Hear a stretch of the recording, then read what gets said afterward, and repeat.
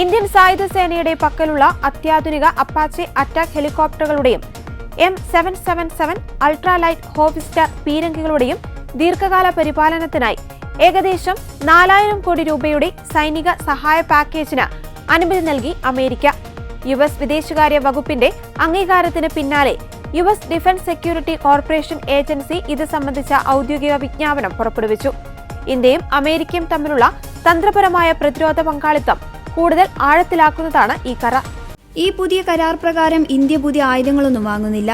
പകരം നിലവിലുള്ള അത്യാധുനിക പ്രതിരോധ സംവിധാനങ്ങൾ കൂടുതൽ കാര്യക്ഷമമായി നിലനിർത്താനാണ് തുക വിനിയോഗിക്കുക.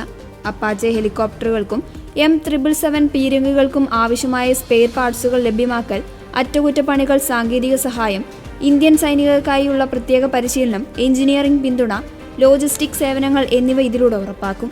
ആകെ തുകയിൽ $230 ദശലക്ഷം M777 പീരങ്കികളുടെ പരിപാലനത്തിനും $198.2 ദശലക്ഷം അപ്പാച്ചെ ഹെലികോപ്റ്ററുകൾക്കുമായാണ് നീക്കിവച്ചിരിക്കുന്നത്.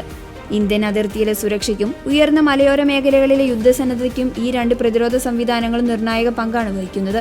ഇന്ത്യയുടെ പക്കൽ നിലവിൽ 28 അപ്പാച്ചെ ഹെലികോപ്റ്ററുകളും 145 M777 പീരങ്കികളുമുണ്ട്.